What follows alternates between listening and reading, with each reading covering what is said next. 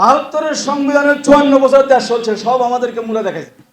আমরা অতটুকু বলবো, শহীদ জিয়ার সন্তান মজলুম জননেতা তারেক রহমানের কাছে এবং বিরোধী দলীয় প্রধান জননেতা ডাক্তার শফিকুর রহমানের কাছে আমরা চাই, হককে হক, না হককে না হক, ন্যায়, জাস্টিস এবং ইনসাফের বাংলাদেশ আপনারা এস্টাবলিশ যদি না করেন, বিশেষ করে সরকার দলকে আপনি যদি হিসাব করেন আপনার দলের সব ভালো মানুষ, এটা ভুল হবে।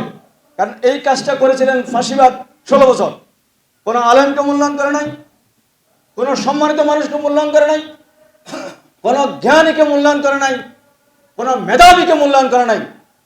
দেশকে শিক্ষা প্রতিষ্ঠানের সন্ত্রাস দিয়ে, অস্ত্র দিয়ে ঝঞ্ঝন করে বলেছে এবং মানুষের সেবা বলতে কিছু দেওয়া হয় নাই। এবং ভারতের তাবেদার, বিদেশি তাবেদারকে মূল্যায়ন করেছে।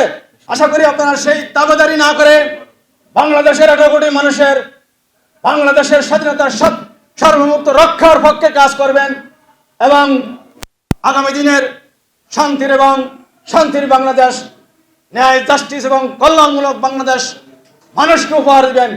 মাহে রমজানের পবিত্রতা রক্ষা, চাঁদাবাজ এবং দুর্নীতিবাজ সমাজ এবং রাষ্ট্র আপনারা ঐক্যবদ্ধ হবেন, মানুষের মনের কথা বুঝবেন এবং মানুষকে স্বাধীনভাবে জীবনযাপন করার সুযোগ করে দিবেন। আপনারা সরকার দল এবং বিরোধী দল, আপনারা যদি যথাযথভাবে শহীদদের, জুলাই যোদ্ধাদের অবমূল্যায়ন করেন, আপনারা যদি যথাযথভাবে বাংলাদেশের শহীদদের, জুলাই যোদ্ধাদের সম্মান রক্ষা না করতে পারেন, আপনাদের রক্ষা করার কোনো সুযোগ বাংলাদেশে আর নাই।